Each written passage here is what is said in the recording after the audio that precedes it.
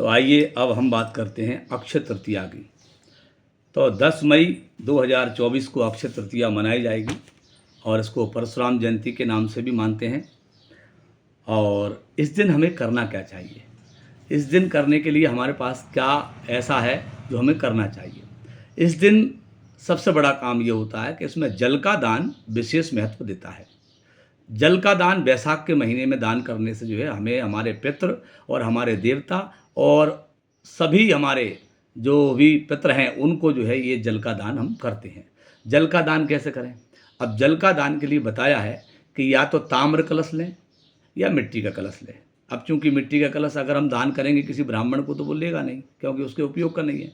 तो इसलिए हम बताएंगे आपको कि आप तांबे का कलश लें और तांबे के कलश में जो है आप जल भर लें और जल भरने के बाद जो है पंचोपचार से आप ब्राह्मण का पूजन करें पहले, और उसके बाद पंचोपचार से कलश का पूजन करें, उसमें जल भर लें।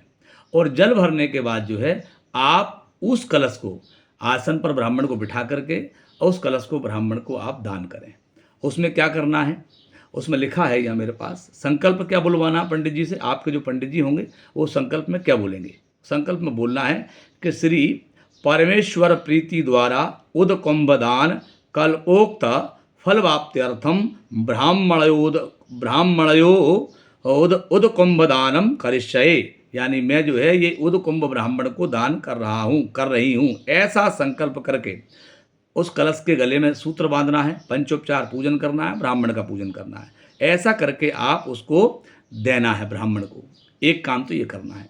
दूसरा काम क्या करना है, भगवान शिव के मंदिर में आप जो है एक घड़ा पानी का जल का भर के उसमें नीचे छेदा करके जो है आप उस घड़े में जल भर देंगे। और घड़े में जल भरने के बाद उसमें कलश में जो है चंदन, तिल, फल इत्यादि को डाल करके जो है भगवान शिव के मंदिर में आप उस घड़े को रखेंगे। अब भगवान के शिव के मंदिर में घड़ा क्यों रखा जाता है? क्योंकि जब जब जो है विष निकला था समुद्र मंथन के बाद, भगवान शिव ने पिया था, तो उससे जो है भगवान शिव के शरीर में जो है ज्वाला उत्पन्न हुई, गर्मी पैदा हुई। उस गर्मी को शांत करने के लिए ये जो है जलधारा, गनतलिका बोलते हैं उस कलश का नाम है, जो गनतलिका है उस कलश का नाम, तो उसको जो है उनके ऊपर रखा गया था। तो इसमें बैसाख के महीने में चूंकि बहुत अधिक गर्मी पड़ती है तो शिव को गर्मी लगती है, तो गर्मी शांत करने के लिए उनके ऊपर एक कलश जो है हम अगर रखते हैं, उसमें चंदन, फूल, तिल, ये सब सामान जो पूजन का होता है वो सब रखना हमको।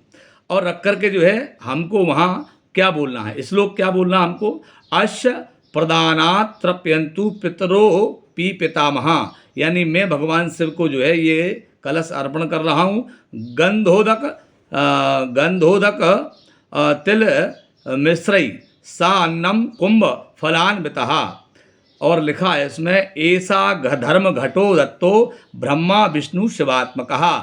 मैं इस घड़े को जो है ब्रह्मा, विष्णु और महेश तीनों को जो है जल की तृप्ति के लिए, क्योंकि हमारे जो पितृ हैं तीनों के साथ में संबंध उनका बना हुआ है, तो लिखा है ऐसा धर्म घटो दत्तो ब्रह्मा विष्णु शिवात्मकः अस्य प्रदानात् तृप्यन्तु पितरोपि पितामह गंधोदक तिल मिश्रैः सा अन्नम कुंभ फलान्वितः पितृभ्यः संप्रदश्यामि हय अक्ष मपतिष्ठतु। यानी मेरे पितृ जब तक भी जो है आपके मेरे पितृ जब तक भी यहाँ रहें, कहीं भी रहें, जहाँ रहें, उनको ये जल मिलता रहे आपके माध्यम से। ऐसा कह करके भगवान शिव पर जो है ये घड़ा स्थापित आप करेंगे तो आपको अनेक प्रकार के जो दान करने का फल है वो फल आपको केवल घड़े में जल भरकर भगवान शिव के ऊपर स्थापित करने से आपको प्राप्त हो जाएगा। एक घड़ा आप ब्राह्मण को दान करेंगे जल भर के, कलश में आटी बांधेंगे, मौली बांधेंगे, उस पर नारियल लगा करके जो है और उसको जो है आप दान करेंगे तो आपको अक्षय तृतीया के दिन का फल प्राप्त होता है। वैसे लोकाचार में कई जगह ऐसा देखा जाता है कि 5 घड़े 7 घड़े घर में भर कर रखे जाते हैं। तो चूंकि अब शहरी स्थिति में ऐसी नई स्थितियां नहीं बनती है कि कोई 5 घड़े रखे, 7 घड़े रखे, लेकिन घर में एक घड़ा जरूर रखें। और याद रखें कि आप पक्षियों के लिए अगर अक्षय तृतीया के दिन जल भर के रखते हैं तो ये पक्षियों को जल भर के रखने से आपको भूत यज्ञ का फल प्राप्त होता है। यानी हमारे घर में जो भी जीव हमसे चले जाते हैं, मर जाते हैं किसी कारण से, चौके चूल्हे में, हमारे में चौके में, चूल्हे में, चक्की में, कहीं भी चले जाते हैं, उनके लिए हमको ये सभी प्रकार के यज्ञों का फल हमको केवल जल भर के बैसाख के महीने में डालने से हमको ये फल प्राप्त होता है। पुनः अक्षय तृतीया की बहुत बहुत शुभकामनाएं।